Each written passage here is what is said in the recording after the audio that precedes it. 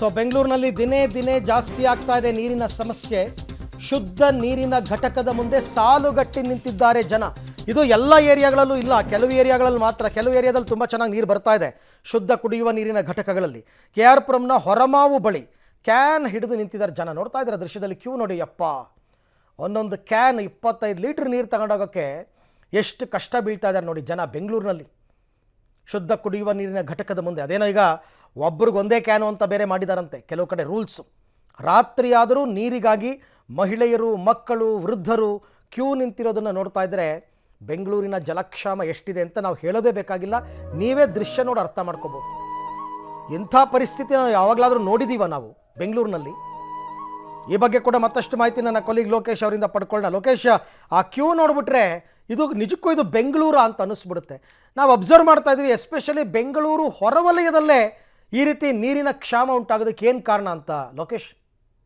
ಅರವಿಂದ್, ಬೆಂಗಳೂರಿನ ಹೊರವಲಯಗಳಲ್ಲಿ ಈ ರೀತಿ ನೀರಿಗೆ ಅಭಾವ ಆಗಲಿಕ್ಕೆ ಪ್ರಮುಖ ಕಾರಣ ಕೆರೆಗಳಲ್ಲಿ ನೀರು ಖಾಲಿ ಆಗಿರುವಂಥದ್ದು, ಅಂತರ್ಜಲ ಬತ್ತಿ ಹೋಗಿರುವಂಥದ್ದು, ಜೊತೆಗೆ ಕೆಲವು ಬೋರ್ವೆಲ್ಗಳು ಕೂಡ ಕೈಕೊಟ್ಟಿದೆ. ಬೋರ್ವೆಲ್ಗಳು ಕೂಡ ಬತ್ತಿ ಹೋಗಿದ್ದು ನೀರು ಬರ್ತಾ ಇಲ್ಲ. ಆ ಬೋರ್ವೆಲ್ಗಳು ಸರಿಯಾಗಿ ವರ್ಕ್ ಆಗ್ತಾ ಇಲ್ಲ. ಕೆಲವೊಂದು ಕಡೆ ಈಗ ಬೋರ್ವೆಲ್ ಬೋರ್ ಕೊರಿಬೇಕು ಅಂತೇಳಿ BBMP ಮತ್ತೆ ಜಲಮಂಡಳಿ ಪ್ಲಾನ್ ಮಾಡ್ತಾ ಇದೆ. ಕೊರಿತಾ ಇರ್ತಕ್ಕಂಥ ಪ್ರದೇಶಗಳಲ್ಲೂ ಕೂಡ ನೀರು ಸಿಗ್ತಾ ಇಲ್ಲ. ಹಾಗಾಗಿ ತೀರಾ ಅಭಾವ ಎದುರಾಗಿರ್ತಕ್ಕಂಥದ್ದು. ಅಂತಹ ಭಾಗಗಳಲ್ಲಿ ಹೊರಮಾವು, KR ಪುರಂ, ಮಹದೇವಪುರದ ಕೆಲವೊಂದು ನಗರಗಳಲ್ಲಿ ಜಾಸ್ತಿ ಸಮಸ್ಯೆ ಆಗಿದೆ. ಬಿಳೆಕಲ್ಲಳ್ಳಿಯಲ್ಲಂತೂ ತೀರಾ ಸಮಸ್ಯೆ ಆಗಿದೆ. ಅಂತಹ ಕಡೆಗಳಲ್ಲಿ ಈ ಸಿಂಟೆಕ್ಸ್ ಮೂಲಕ ನೀರಿನ ವ್ಯವಸ್ಥೆ ಮಾಡಲಿಕ್ಕೂ ಕೂಡ ಮುಂದಾಗಿರ್ತಕ್ಕಂಥದ್ದು. ಅಲ್ಲಿವರೆಗೂ ಜನರಿಗೆ ಕುಡಿಯೋ ನೀರು ಬೇಕು.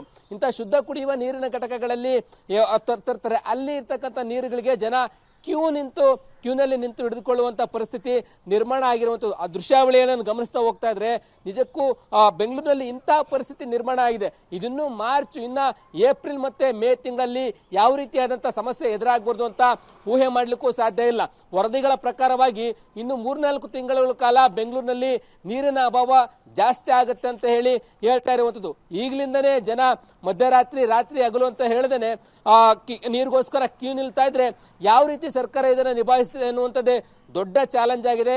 ಕಾವೇರಿ 5ನೇ ಅಂತ ಬರ್ಲಿಕ್ಕೂ ಕೂಡ ಮೇಗೆ ಇನ್ನು ಆರಂಭ ಆಗುತ್ತೆ ಅಂತ ಹೇಳ್ತಾ ಇರುವಂಥದ್ದು. ಅಲ್ಲಿವರೆಗೂ ಕೂಡ ಜನ ಏನ್ ಮಾಡ್ಬೇಕು ಅನ್ನುವಂಥ ಪ್ರಶ್ನೆ ಕಾಡ್ತಾ ಹೋಗ್ತಾ ಇದೆ. ಈ ನಿಟ್ಟಿನಲ್ಲಿ ಈಗ ಸಿಂಟೆಕ್ಸ್ ವಾಟರ್ಗಳನ್ನ ನಿರ್ಮಾಣ ಮಾಡಿದ್ರೆ ಅಲ್ಲಿ ಕೂಡ ಸರಿಯಾಗಿ ನೀರು ಬರ್ತಾ ಇಲ್ಲ. ಅದು ಕೂಡ ಸರ್ಕಾರದ ವೈಫಲ್ಯ ಆಗಿದೆ. ಹಾಗಾಗಿ ಈ ರೀತಿಯ ಪರಿಸ್ಥಿತಿ ಇರಬೇಕಾದ್ರೆ ಸರ್ಕಾರ ಮತ್ತೆ ಜಲಮಂಡಳಿ ಯಾವ ರೀತಿಯಾಗಿ ನೀರು ಪೂರೈಕೆ ಮಾಡುತ್ತೆ ಅನ್ನುವಂಥದ್ದು ಕಾದು ನೋಡ್ಬೇಕಾಗಿದೆ. Aravind. Okay Lokesh, thank you. ತಮ್ಮೆಲ್ಲ ಮಾಹಿತಿಗೆ ಧನ್ಯವಾದ. ಜನ ಏನೋ ಎಲ್ಲ ರೆಡಿ ಮಾಡಿ ಇಟ್ಕೋತಾರೆ ಮನೆಯಲ್ಲಿ ನೀರು ತುಂಬಿಸ್ಕೊಳ್ಳೋದಕ್ಕೆ, ಡ್ರಮ್ಮು, ಬಕೆಟ್ಟು, ಕೊಡ ಎಲ್ಲ ಇಟ್ಕೋತಾರೆ.